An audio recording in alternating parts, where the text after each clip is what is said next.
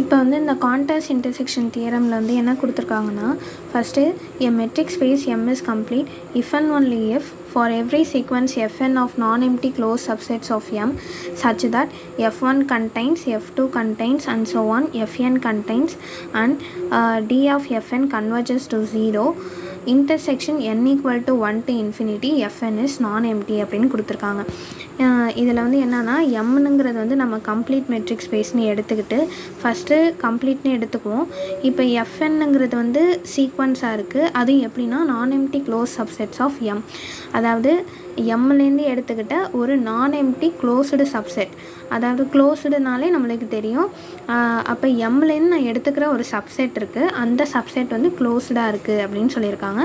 அது வந்து ஒரு சீக்வன்ஸ், அது எதான் என்னென்னா எஃப்என் such that அது எப்படி இருக்குன்னா F1 வந்து contains in F2 contains. அப்போ Fn தான் வந்து F1 வந்து பெருசாக இருக்கும் F2வை விட, F2 வந்து F3யை விட பெருசாக இருக்கும். இந்த மாதிரி இருக்கும், அதாவது டிக்ரீசிங் சீக்வன்ஸாக இருக்கும்.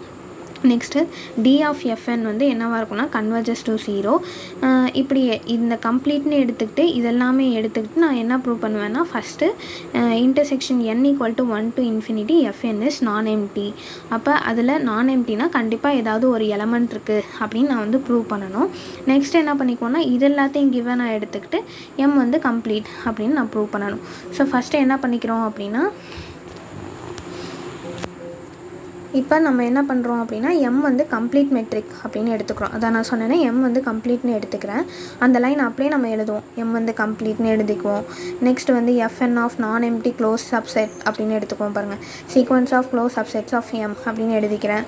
இந்த லைன் அப்படியே எழுதிக்கிறேன், இந்த லைனே அப்படியே எழுதிக்கிறேன். ஸோ இதை வந்து நான் ஃபஸ்ட் ஈக்குவேஷனாகவும் இதை செகண்ட் ஈக்குவேஷனாகவும் எழுதிக்கிறோம்.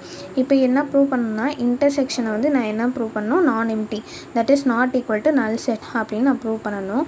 அதுக்காக